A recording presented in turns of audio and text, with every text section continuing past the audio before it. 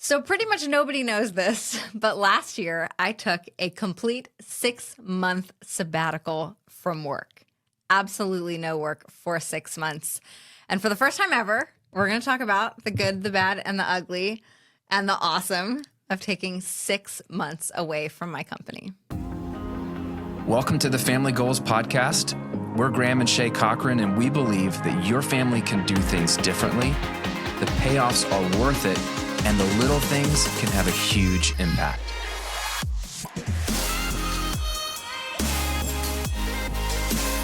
Well, hey friends, we're so glad you're here. Thanks for tuning in again. If you are enjoying these episodes, just a heads up, and if this is your first one, then you have no idea if you're enjoying it yet. But if you enjoy it, please let us know. What we did is we recorded a handful of initial episodes for you just to see if anybody cares. So if you want us, see if anyone cares. Why have a podcast if nobody cares? So true. If you like what you're hearing or watching and you want more of this, you got to tell us. And the way to tell us is pretty simple. If you're watching this on YouTube, just like and subscribe to the channel and leave us a comment. Say, yes, please make more episodes. And if you're listening on Spotify or Apple Podcast, then leave us a rating and review and say this show is amazing, why you like it, and that you want more episodes, and we will do more episodes for you. Yeah. That's our only ask. Maybe that you share it with somebody if you think they need to hear it as well. So this will be a fun episode, a little bit different. I'm going to kind of interview Shay. We're going to talk about your sabbatical because it's really rare. Yeah. I've never taken a 6-month sabbatical. And most people don't. It's interesting. I'm hearing a lot of people talk about sabbaticals. I'm hearing people burning out and then saying, like, I'm going to take a sabbatical. But I think it's relevant because there's a lot of reasons why you'd want to take a sabbatical. You know what's crazy to me is I hear of more people quitting than taking a sabbatical. Like we know of more people that are just completely shutting down their businesses. Yeah. But it's either sabbatical never crossed their mind or felt impossible. So it's interesting. Like maybe there could have been. Well, and this is a separate conversation. We were just talking about having you on my podcast talking about having a non-owner dependent business. I think a lot of the businesses that are shutting down, they're like content creators. They're burning out left and right. That's a real thing. But I think this is more relevant than ever. Sabbatical is an old concept coming from the Hebrew word Shabbat, where we get our word Sabbath from. It's the same like rest. It's just taking a break. And so it's fascinating. And I think this is really, really cool that you're opening up about it. So we're just going to interview Shay. We're going to unpack some of it. And a little bit of context for this, because, I mean, why are we talking about sabbatical and work on the Family Goals podcast? We are both entrepreneurs. So, yes, we're talking about family and family culture and family values, and we're talking about parenting, we're talking about marriage, and we're talking about money. But for us, that means we're also going to be talking about entrepreneurship, because that is a huge distinguisher of our family, is that we both happen to own businesses. And I know a lot of you listening, at least one of you owns a company or is an entrepreneur. So work will make its way into these conversations. Yeah, well, I think even if you're a non-entrepreneur, work affects your life. I think, just a quick rant, it is a fallacy to believe that our worlds are all compartmentalized. I have my marriage over here, I have my work over here. It sounds nice.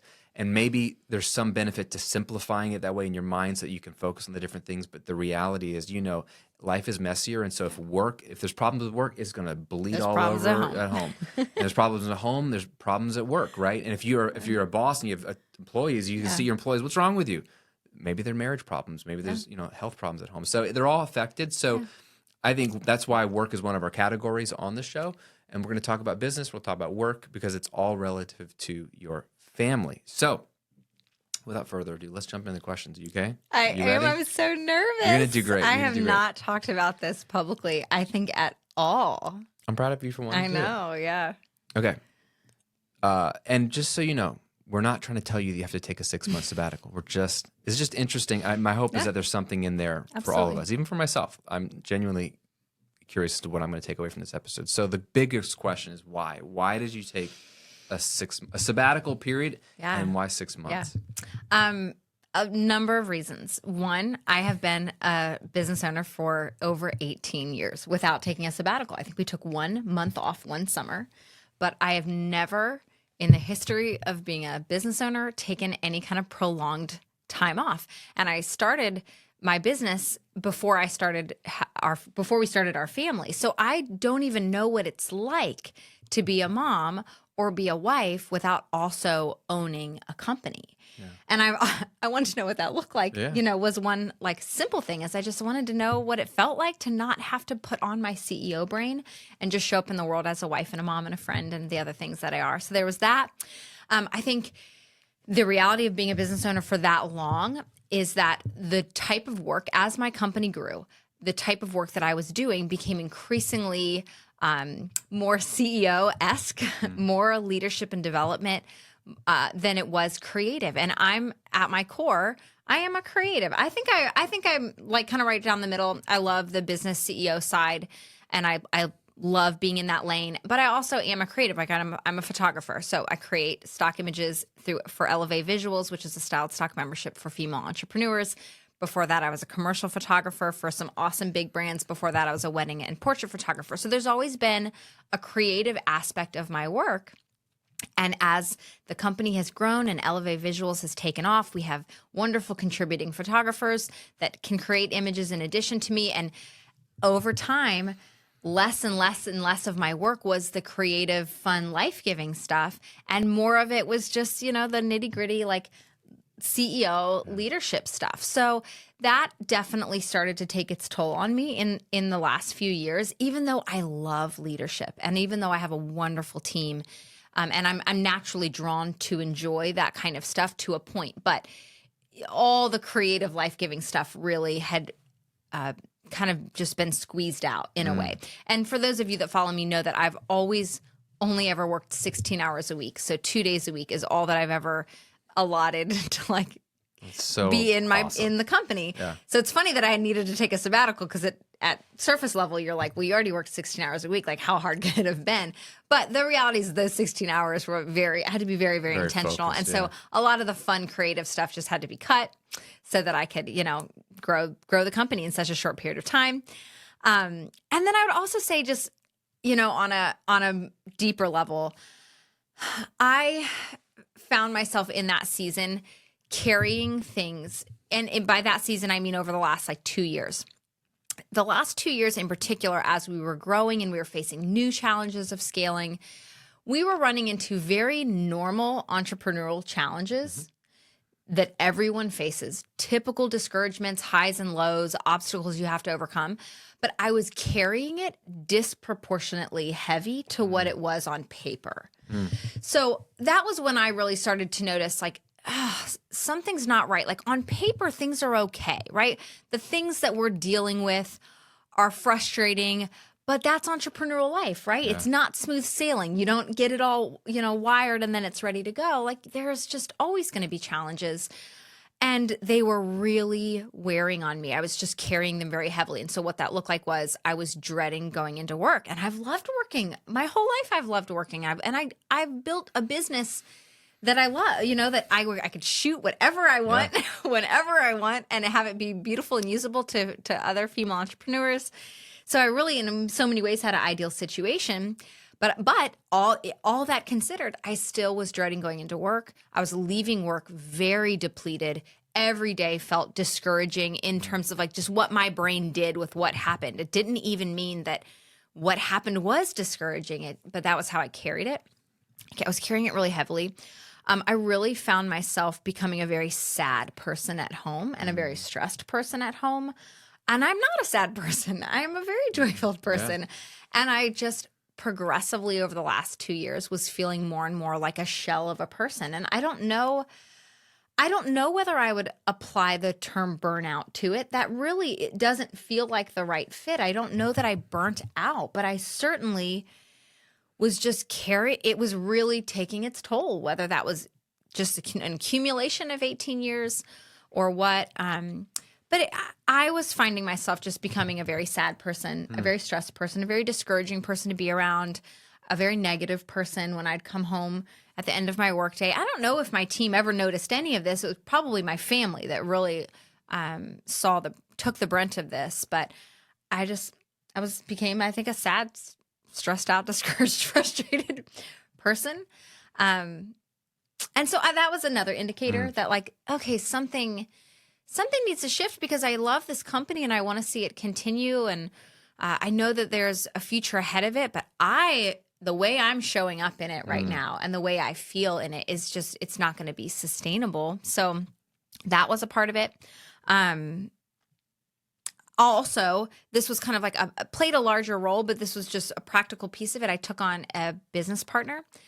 In the months leading up to my sabbatical, I took on a business partner, not knowing that I was going to take a sabbatical. So separate from that, I took on a business partner.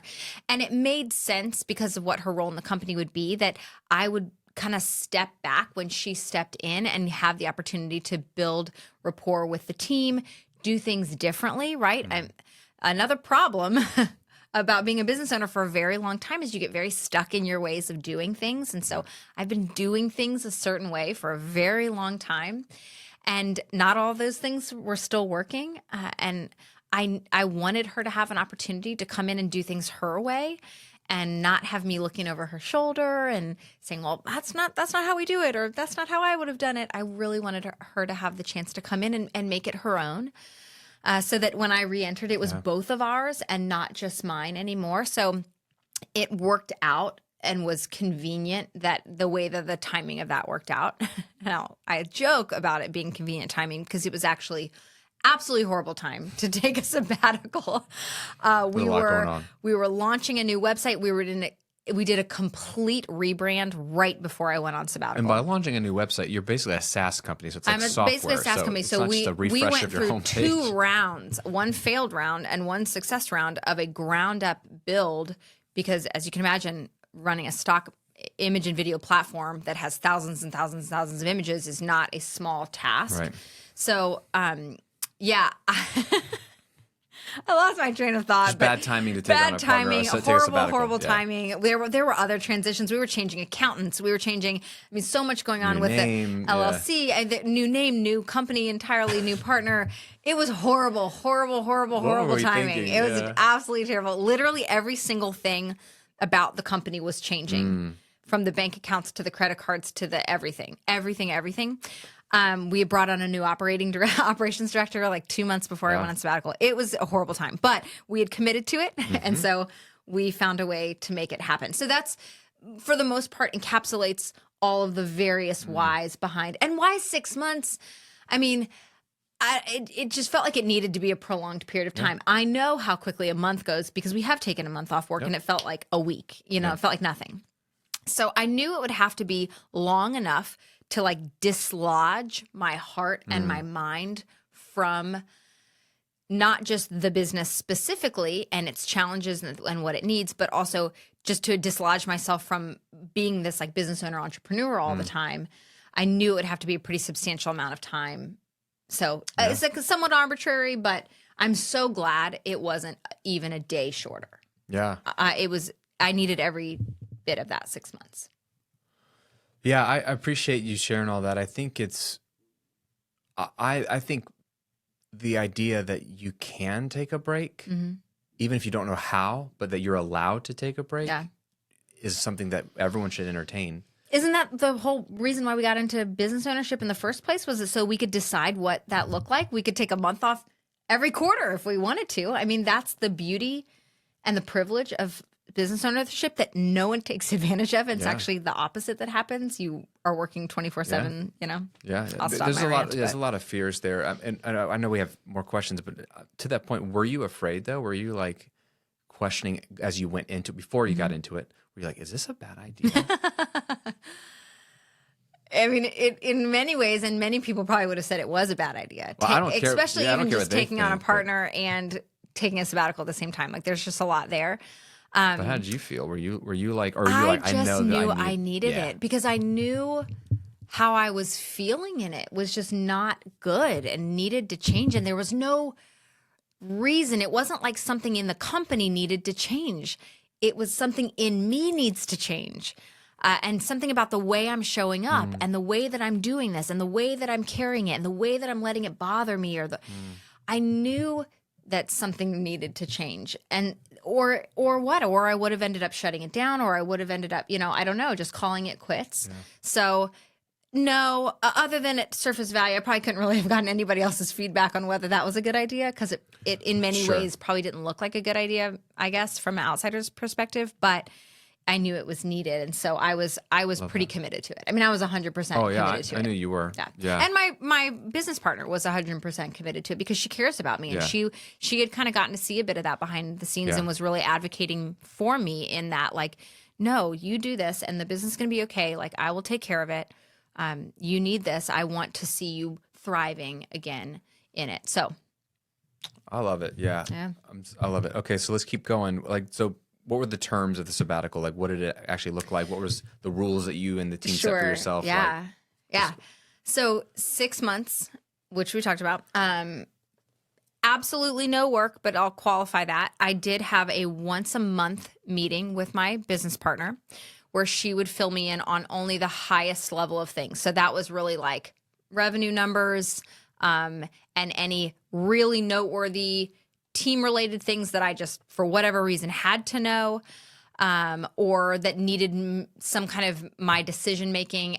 And then, the last thing would be anything that really needed my opinion, because I've obviously been in the company for the longest. So there were certain things where she just wanted to get my opinion on something before she moved forward. But we would have a fairly short meeting and it would have a few bullet points. And otherwise, she really tried to really protect me from it and just kind of keep me out of the nitty gritty. I did insert myself at times, but for the most part, I was really good. Again, I wanted the break. And so I was all in on it. I wasn't like, I don't know, we'll see how long this lasts. I was like, you were committed to it. I need to be out. So 6 months, once a month meeting with my business partner, stayed out everything. I was off of Slack completely. I haven't even gone back into Slack. We actually just made that decision, but not in Slack, not in Asana, not in email. I actually put up a 6 month away responder. Yeah. So if you emailed me, then I was on a sabbatical because vacation it said for 6 months. It literally said, this might sound crazy, but ... Like, I'm on sabbatical for 6 months. I put up a 6 month away responder and I had somebody else monitoring my email account. So I was out. And so the only exception would be if I had a question, like, what are we doing about that? I had to really make sure that I tried not to ask that question or just let them do it. So those were the parameters. Yeah. I think I hit everything. Yeah, you did. Yeah. And I will say, like, you, from what I could see, you were very faithful to that. Yeah. Because to your point, like you wanted the break. I did. You weren't like being sent away Shay, we need to kick you out for a little bit. You were like, I don't want to be in the mix. I need to be out for a while. So I think you were very, you played the game well. So I want to know, what were you hoping that the sabbatical would accomplish? So when you make the decision, I see the warning signs. I see like the check engine light, like I need rest. I'm not showing up in the way I want to show up. So I need the break. You decide to take it. What were you hoping? What am I like? I hope I go away and I come back and what? Yeah. I don't think I could think to what would happen when I come back. So it wasn't really like, I'm going to take a sabbatical and I'm going to come back like reinvigorated for this company. Like that is a great goal for sabbatical. And that's probably why most people take sabbatical. I don't even think I was thinking that long term. I think I was just thinking I need to like heal my heart, heal my mind. Like I want to slow down. I want to slow my pace down. I really value a slow, calm pace in life. And sometimes you have to take really drastic measures to like reinstate any kind of slow, calm pace of life. Like get rid of the kids. Right. That's not an option, by the way. I really wanted to slow down. I wanted to slow down my pace, the pace of my week. I wanted to disconnect a bit and just kind of be a little less engaged and active in the outside world as a whole. I wanted to rest emotionally. I wanted to rest physically. I had great aspirations of like, I wanted to spend a lot of time learning and I was going to like take all these courses that I never had time to take and, read all these books that I didn't have time to read. And that did not happen at all, actually. And we can get into that later. But I had some thoughts. I wanted to actually shoot. I was like, I'm going to still create for the company and like I'll finally have all this time to like shoot for fun. So I thought that was going to happen. That did not happen. I don't think I shot at all. I wanted to make more time. I needed to make more time for life-giving activities because when life gets full, especially if you're a high achiever, you cut out all the extraneous, and sometimes that extraneous is the things that are actually really life-giving and fueling. So for me, that would be things like being outside, gardening, slowness and stillness, like being able to just sit with a cup of coffee out back on a swing and not have somewhere that I need to be or my phone going off or anything like that. Playing tennis with the kids, like just little things that are really life-giving for me as a person. And I had to actually, it took some digging to even get back to that because I felt like I don't even have energy to want to go out back and vegetable garden. I'm just so tired. I'm so like emotionally tired and mentally tired. So I wanted to have time for rest. I wanted to create margin and space on my calendar, literally, and also in my heart. I wanted to have margin and white space in my heart and in my mind. So I wanted to create that.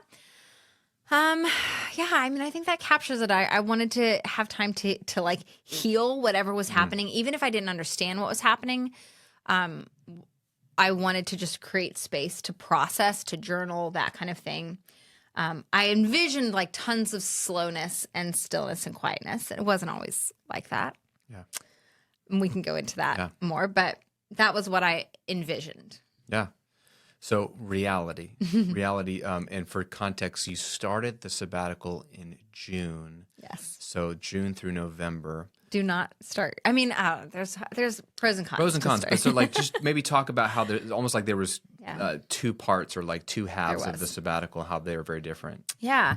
So the first half of the sabbatical was over summertime, which was in some ways a terrible time to take a sabbatical because for me, that means my kids are home versus them being out of the house. So we were instantly plunged into full-blown summer camps, family travel, blah, blah, blah, blah, which was great because it took me out of the house. It gave me other things that I needed to be doing. I mean, the kids were home. Like we didn't have to do the dance of, okay, you watch them and I'll work today. And then I'll watch them and you work tomorrow, which is what we typically do during the summers.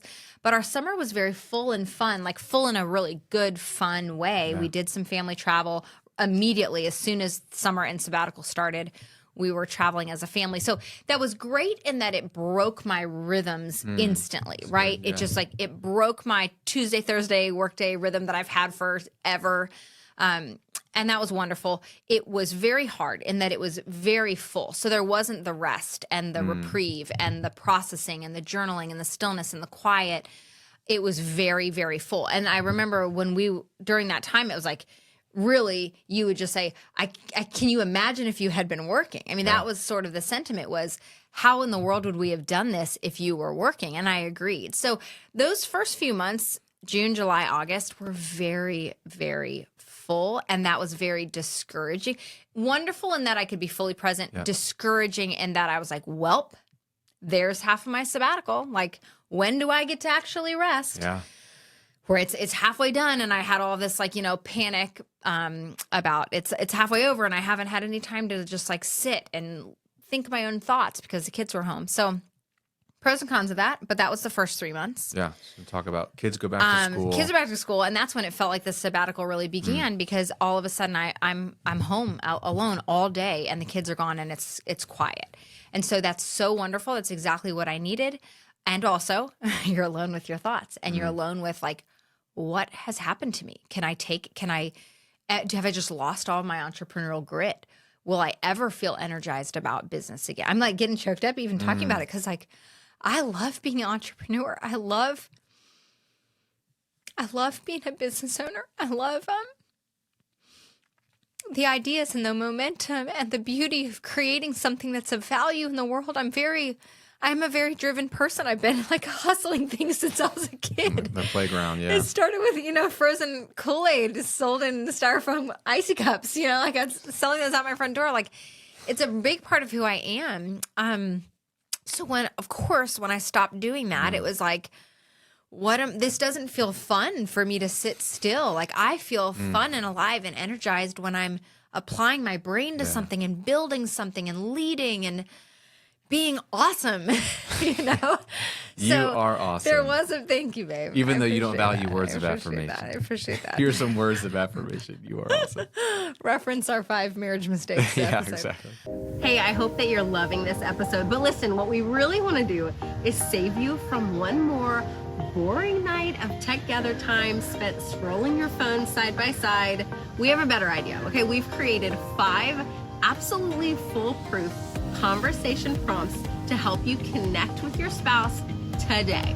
Yeah, these are like literally fill in the blank easy. Simple questions, nothing heavy, nothing too serious. These are light and fun to do exactly what they say to help you connect. So to get these free conversation prompts, just go to familygoalspodcast.com/connect. They're free, they're fun, use them today. Now, back to the episode. So it was hard. It was hard because I was just, I felt a little dead inside. I think that was what I would say is like, I just feel dead inside. Like I'm the type of person that I can't sit still for very long. I feel better when I'm moving, just physically moving. I feel better when my brain is moving. So when I removed everything, I felt a little dead inside and got a little scared. Like, what if I always feel like this? Like, what if I never have energy to be an entrepreneur again? That'd be so sad. Like, I don't want to just sit around and not do anything. I love building and applying my brain to things. So there was a bit of panic there halfway through. Also, it's halfway over, some sadness over that. Like, okay, now I really need to dial in. But I did in that time, I really slowed it all the way down. So if the first 3 months was like putting the car in neutral and neutral being very full and busy with family life, the last 3 months was like put the car in park. Yeah.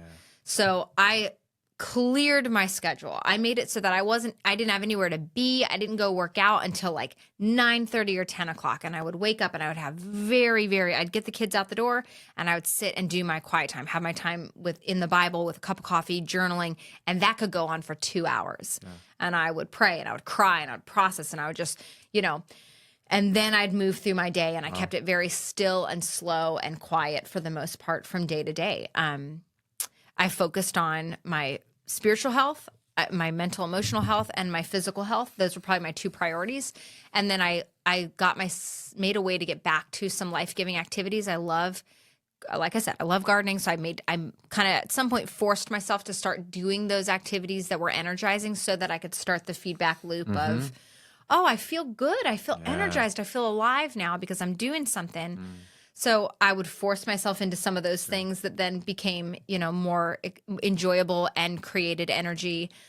And sometimes that was just like grocery shopping and I love cooking. I love eating good food. So going to the grocery store is something I haven't done in a long time because now we can order it all and I don't have time to go grocery shop. So I just got back to some simple things. Yeah. But I had to think about it. I had to be like, okay, what is a life-giving thing I can do today? Yeah. And maybe that was go wander through a plant store for an hour. Yeah. Then I would go do that.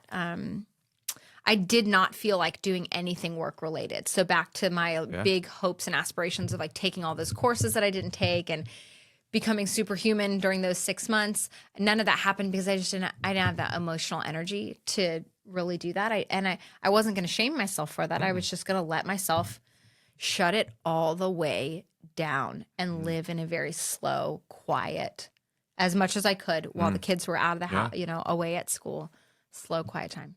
So that was part 2. I feel like there's things I'm forgetting. It wasn't just beautiful and clean. There was lots of emotional highs and lows, lots of like, I don't feel good in this. I want like, what if there was fear. What if I never feel energy again towards these things? My experience, for what it's worth, of you in the sabbatical was, I would say, if I'm just putting ballpark percentages on it, the first 80% felt like, is this even working? Yeah. And I hope I get a sabbatical or I get whatever I'm hoping to get from it. But then the last 20%, certainly the last month and a half, maybe 2, it felt like either something popped or a switch flipped, or it was a cumulative effect of, I think it was cumulative, and I think that's important. It's like you don't know that it's working, but it all of a sudden was like night and day. You were like, you were different. I could sense you feeling the benefit of it, but it almost felt like we were nervous there for a second. Like, like this is going to have passed and have done nothing. And I will and not that brings have another down. level of like potential future guilt of like, if a 6-month sabbatical is not enough, then you're like, you're going to have to call it quits. You're doomed, like, you can't cut it as an entrepreneur, which is anymore. heavy, right? Yeah. Like, so, but that, I think that was like, that felt like 80% of the sabbatical. Yeah. Like, I hope this works. But then it felt like something switched where you definitely showed up different, but I could just sense in you that you had more peace and you had more like, my neck pain went away. away. Oh, I yeah. had like Tell 'em about that. chronic neck pain, and I think it was just I would sit at my desk like this, like with my ears, my shoulders up to my Carrying ears, the and like stress just and the- carrying the yeah. stress. Like I would just be tense. My jaw would be tense. My shoulders would be tense. All of that went away over sabbatical, because I just wasn't at my desk. I mean, another interesting thing that I learned that probably there were effects of was that I realized that I really hate working at a computer, and it actually sucks the life out of me. And I don't think I ever thought about that. And I think that's part of why my days were kind of miserable, even though I was like, well, nothing in it is miserable. So why do I feel miserable at the end of an 8-hour workday? And it's because I sat at a desk and I spent a lot of time on Zoom, and like that was a lot of my work, was like meetings and things like that, staring at a computer. It wasn't moving, it wasn't taking photos. And I think that literally was draining the life out of me. Wow. And I've realized now, because now when I go back, I can maybe sit for like 2 hours would be my max that I could sit and stare at a computer screen before I like everything in me just is crawling and I like cannot do this anymore.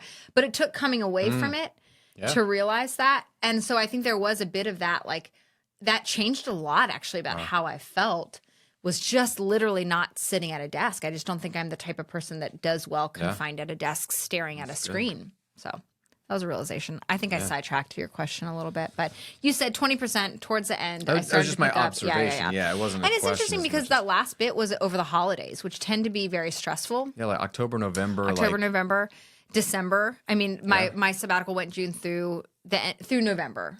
Yeah, right. So I went back in December, which was a stupid time to go back to work. Don't do that either. Don't end your sabbatical in December and then like be off for the holidays. But I was able to be more present during the holidays. I mean, it was. I think it was the cumulative. I do think it was the cumulative effect. I think I needed the whole 6 months, and I probably could have gone a little bit longer. Sure. But I'm glad that it was. I just want to honor you in one thing, that you did the hard work of not like getting up and like getting out the door, even to go do something life-giving. Yeah. You started each day in God's word with a journal in silence. And it was awkward some days. Like you said, like literally you would cry some days, or like there'd be nothing, but you took the risk of sitting with yourself for hours on end, like each day. Literally. And I don't think anybody does that, but even if you did that for a week, like on a trip, like that could change your life. But I think you benefited from creating like that. That took discipline to say, I'm going to make sure that, I mean, you love to spend time in God's word as a Christian every day, but you're like, I'm going to block off more time to just in case something comes up, I have the time to sit with it. Yeah, I didn't know how I was going to manage the rest of my day, but I just knew, okay, like it's important to me to dial in just slowness in the morning and a lot of quiet and time in the word and time in reflection, and not having to go somewhere. I mean, again, like my work pace, when you're only working 16 hours and you're running a company that is doing what my company is doing, those 16 hours are super intense. Like I would run through the house. Like if I had to go to the bathroom, I would like run to the bathroom. I would run back. If you were here today, you'd laugh because I'm like, Emily used to, one girl that would work with me sometimes in the house. She's like, you're always running. Like, and it's because there's like never enough time. I've got to go quickly. I've got to be focused. So I wanted to really like slow everything internally and externally down during that time.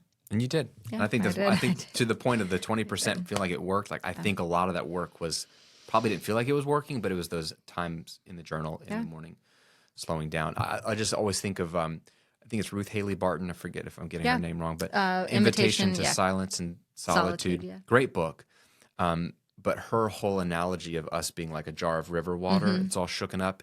And the only way the water becomes clear is if you set the jar down and let it sit long settle enough for the sediment to settle. And then the water gets nice. It gets and clear. And you can see clearly. That's the stillness and the slowing. John Mark Comer, Ruthless Elimination of Hurry. Very similar vibe of like the stillness and slowing. There's a reason why people have done it for thousands of years. There's a reason why Jesus does it. There's a reason why in the Psalms it says, be still and know that I'm God. It's like in the stillness, the knowing comes, right? The fact that you took time to still, like be still.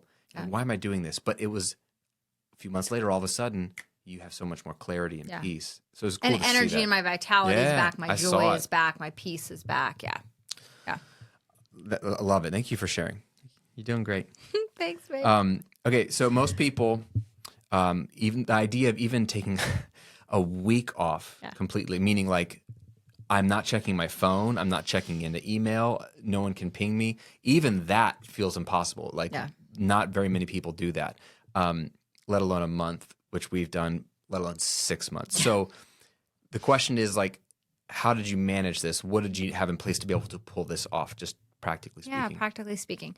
I already mentioned the partner. That was a big part of it because there was somebody else who could come in and who could help shoulder the load, who could manage the team, who could keep things running for me. So that I don't know if I could. I mean, depending on the team, you could do a 6-month sabbatical without a partner. I don't think you have to take on a business partner. That's a very complicated way of going about a sabbatical, but it did help me in full transparency. Like that was that helped me to be able to do that. But apart from that, I think what set me up for success in the sabbatical was that from day one, because of the self-imposed limitations of only wanting to work 2 days a week from the beginning, I've always built the business so that I'm not the bottleneck. Or I've always tried to build the business, I should say, in a way that I'm not the bottleneck, and nothing needs me in order to function. Because again, we work in 2 days a week. I just couldn't have things dependent on me. And then, I'd work on Thursday and then I'm not back in the office or checking email till Tuesday. Like I needed from the beginning, I needed the brand to be able to exist without me. And the company, like the machine, the way that it functions to be able to work, not being owner dependent.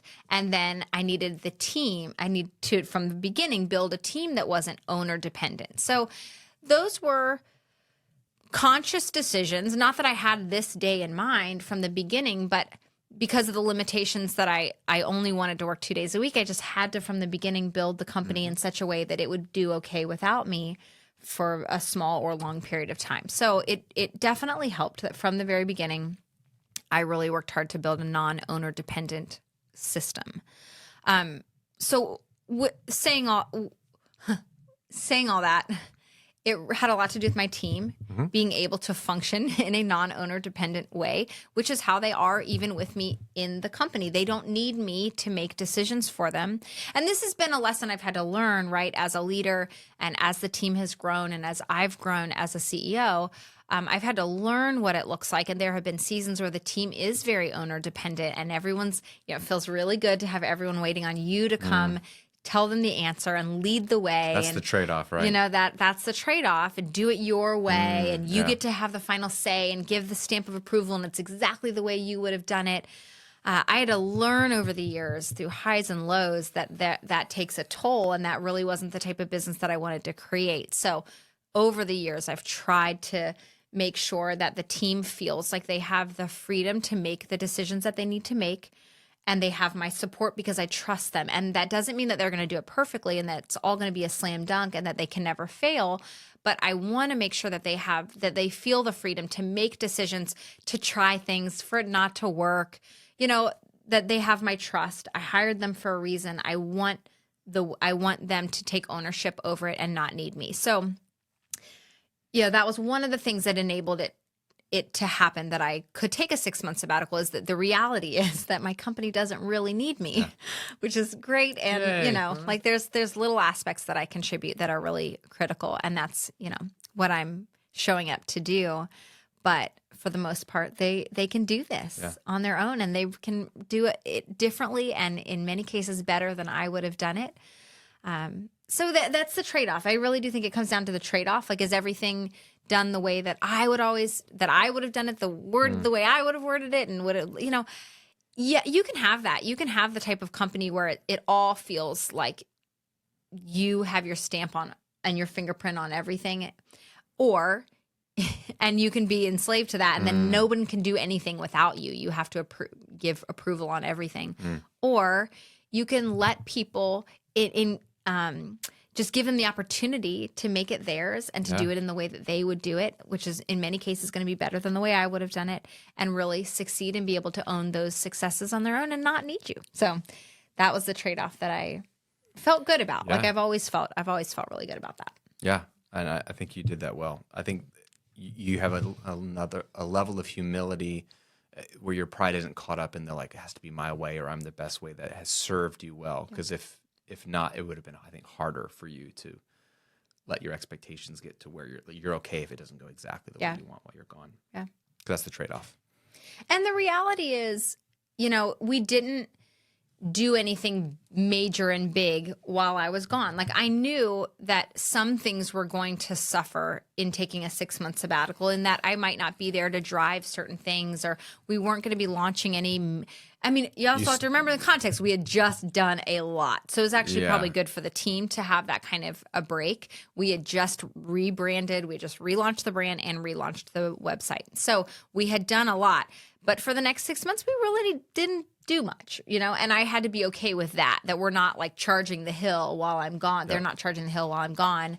And that was just had to do with where we were at as a team and what was needed and where we were at as a team.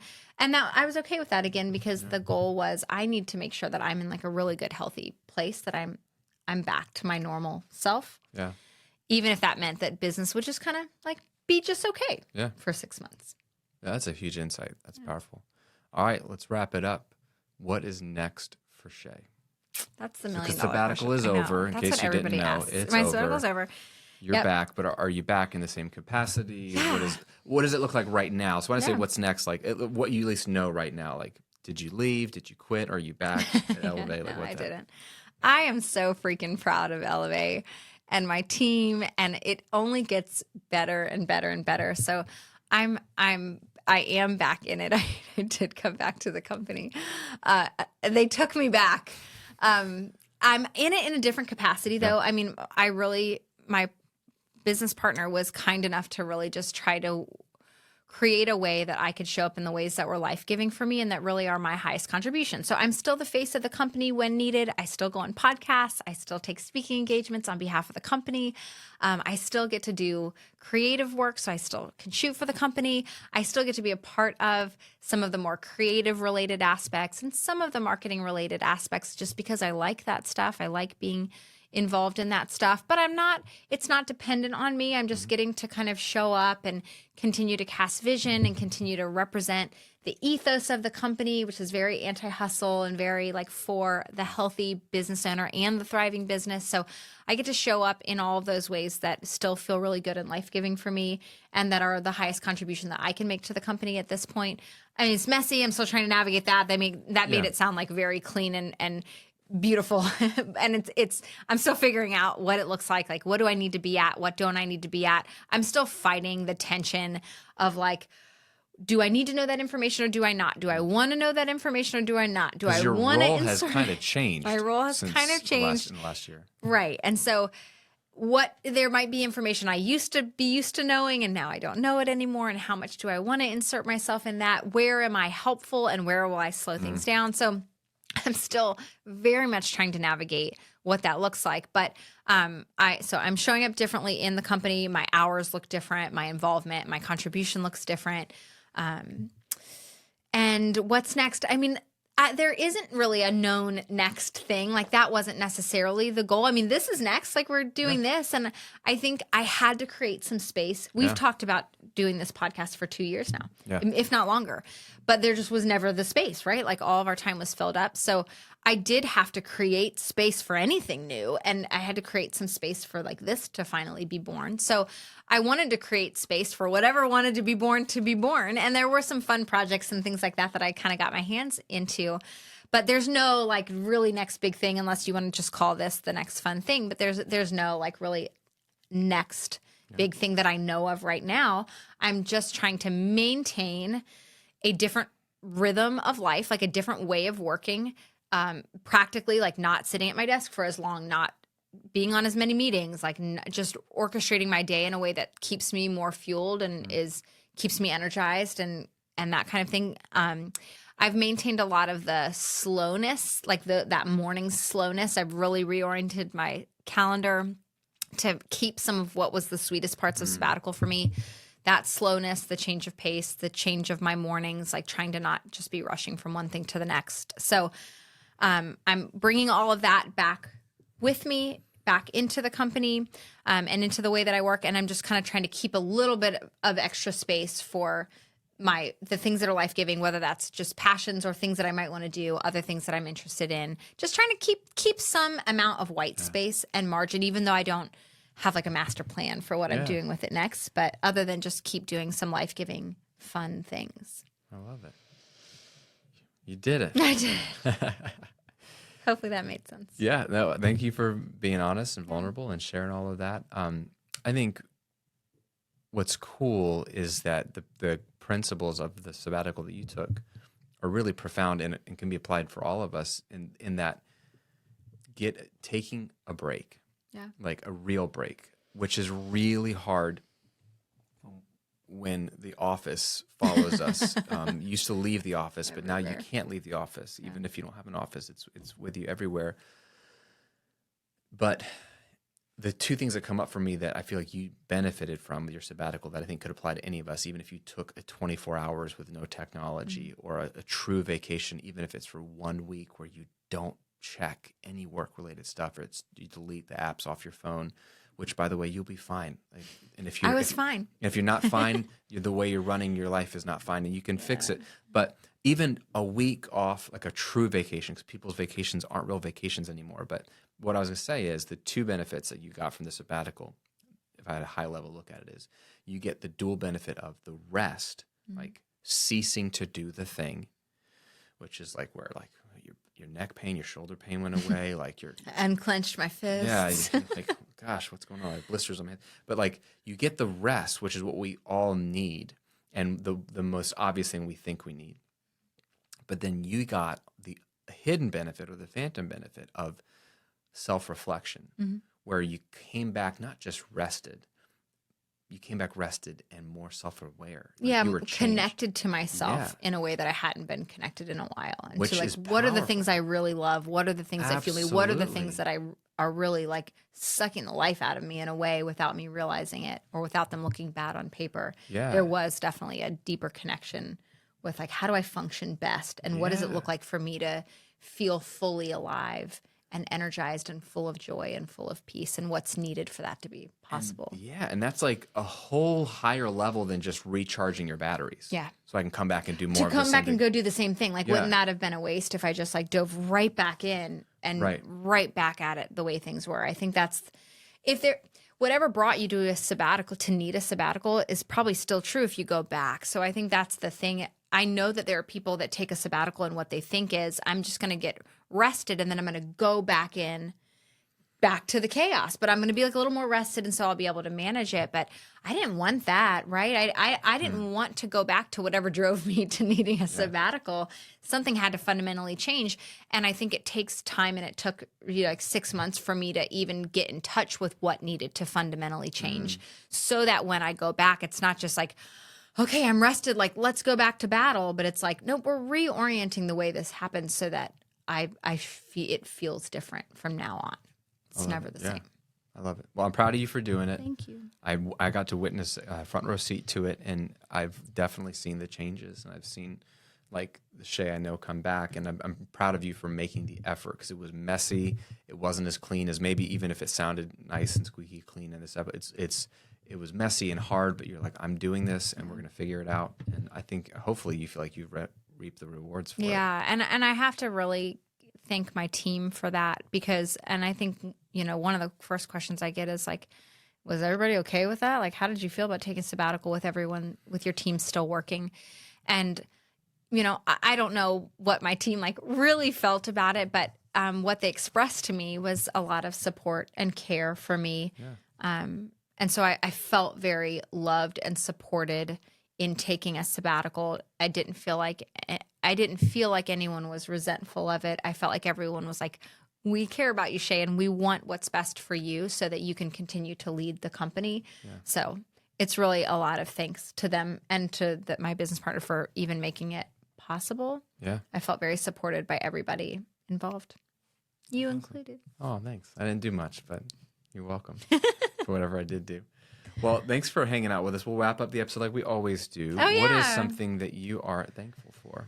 I'm thankful that we're going to the beach tonight. Oh, yes. It's been so long since we've been to the beach, and the beach in the wintertime in Florida is so great. And we're getting Chick-fil-A on the way there and snacks in Jesus' name. And we're going to pick up the girls from school and then go to the beach and just watch the sunset and eat. And I'm so excited about that. Yeah, you stole mine. I was going to say the exact same thing. And I'm for sorry. context, we've been in a fasting season for our church, doing 21 days of prayer and fasting. And like, I'm just so excited that I get to eat again. So dinner takes a lot sweeter when you haven't you're hungry. eaten. So Yeah. that's what I'm thankful for is dinner upcoming and hanging out with you guys. I love Friday nights with the fam. They're the best. So, hey, this was fun. Hopefully it was for you. Two things. My only ask would be, one, if this episode was helpful for you and you enjoyed it, share it with somebody. Share it with a business owner Yeah. that you know is maybe facing burnout or is just maybe considering sabbatical, or someone who's starting a business and just needs some encouragement about maybe like a healthier way to set it up. Share it with them. Yes. And the second thing I'll ask is, let us know if you're enjoying the show and you want us to keep doing it. Again, this is a first round of episodes, so it is on you to tell us if you want us to keep it up. So just like it, subscribe, and leave a comment if you're watching on YouTube, and if you're listening to the audio version, Spotify, Apple Podcasts, wherever you listen to the show, rate and review the show. That's how we know, and it lets the algorithm know that, hey, people care about the show. And so let us know if you want us to keep it up, and we will. And with that, we'll see you on another episode. Hopefully. Bye. Bye.